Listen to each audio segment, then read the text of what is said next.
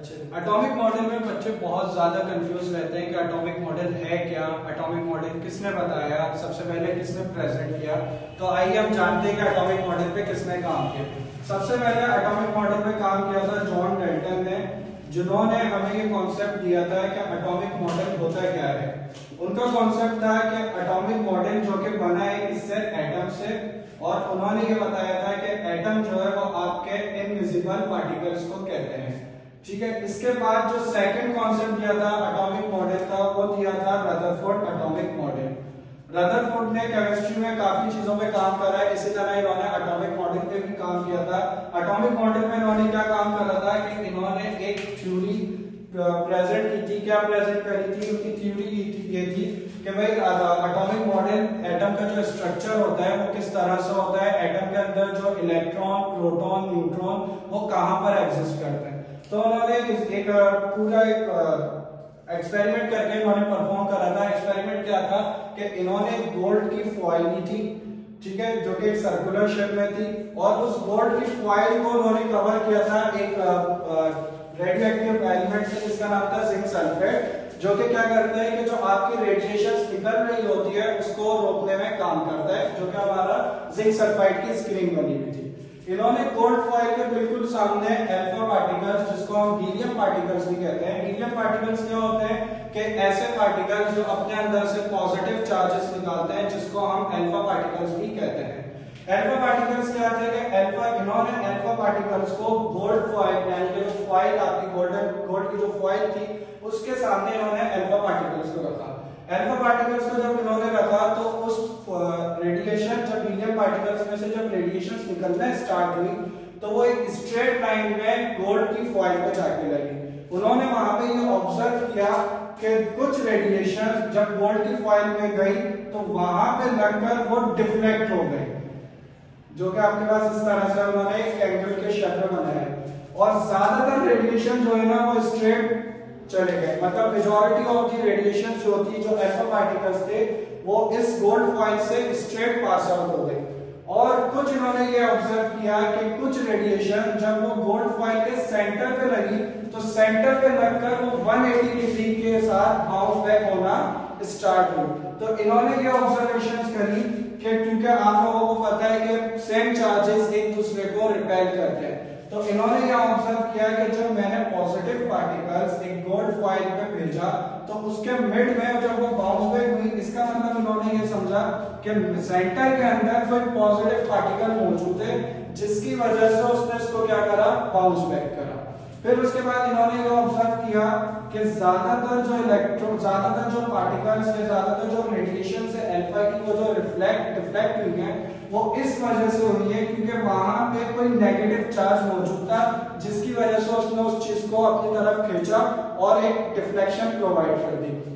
और कुछ जो कि मेजॉरिटी ऑफ द रेडिएशन थी वो क्या हो गई, बिल्कुल स्ट्रेट चले गए।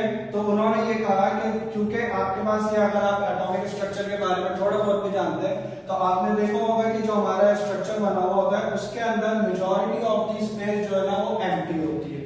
तो इन्होंने एक आपका एक क्या कहते हैं एटॉमिक स्ट्रक्चर बना के दिखाया कि सेंटर के अंदर पॉजिटिव पार्टिकल है, जिसको उन्होंने उसका नाम दिया न्यूक्लियस, जिसमें इन्होंने कहा कि इसके अंदर एक चार्ज मौजूद है जिसका नाम है प्रोटॉन, और एक और भी चार्ज मौजूद है, लेकिन उस टाइम तक वो चार्ज क्या कहते हैं उस टाइम तक वो चार्ज डिस्कवर्ड नहीं हो पाया था। जब बाद में जेम्स चैडविक, एक हमारे एक और साइंटिस्ट थे, उन्होंने 1932 के अंदर न्यूट्रॉन को डिस्कवर किया था, तो उसके बाद हमें पता चला कि न्यूक्लियस के अंदर प्रोटॉन के साथ साथ न्यूट्रॉन भी मौजूद होता है।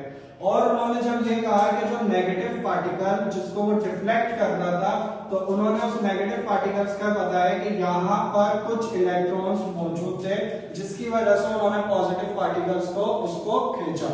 तो ये हमारे पास एक एटम का स्ट्रक्चर बन के आया था, और इन्होंने एटम का जो स्ट्रक्चर को एक नाम दिया था, वो इससे नाम दिया था कि जैसा हमारा एक सोलर होता है, solar it means solar planet जो होता है कि सन जो है वो सेंटर में मौजूद है और अर्थ जो है उसके अराउंड क्या कर रही है, रिवॉल्व कर रही है। इसी तरह हमारा ये एटॉमिक स्ट्रक्चर था कि न्यूक्लियस जो है वो सेंटर में मौजूद है और इलेक्ट्रॉन जो है वो उसके शेल या उसके ऑर्बिट में क्या कर रहे होंगे, कंटिन्यूअसली रिवॉल्व कर रहे होंगे।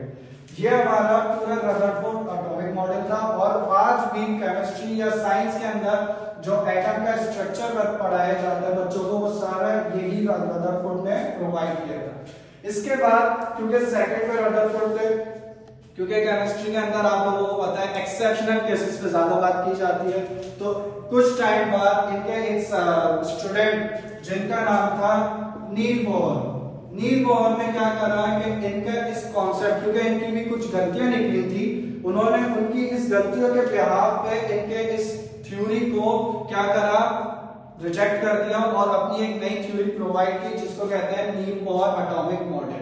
उसके बाद मल्टीपल साइंटिस्ट आए, उन्होंने भी एटॉमिक मॉडल, क्योंकि नील बोहर ने भी एक एक्सेप्शनल केस पर ही काम करा था, तो उसके बाद उनका भी एटॉमिक मॉडल वहां पे क्या हो गया था, खत्म हो चुका। खत्म इन सेंस ये कि आप कह सकते हैं कि उनका जो है एक सर्टेन एलिमेंट्स या सर्टेन एटॉमिक आइसोटॉप पे काम कर रहा था।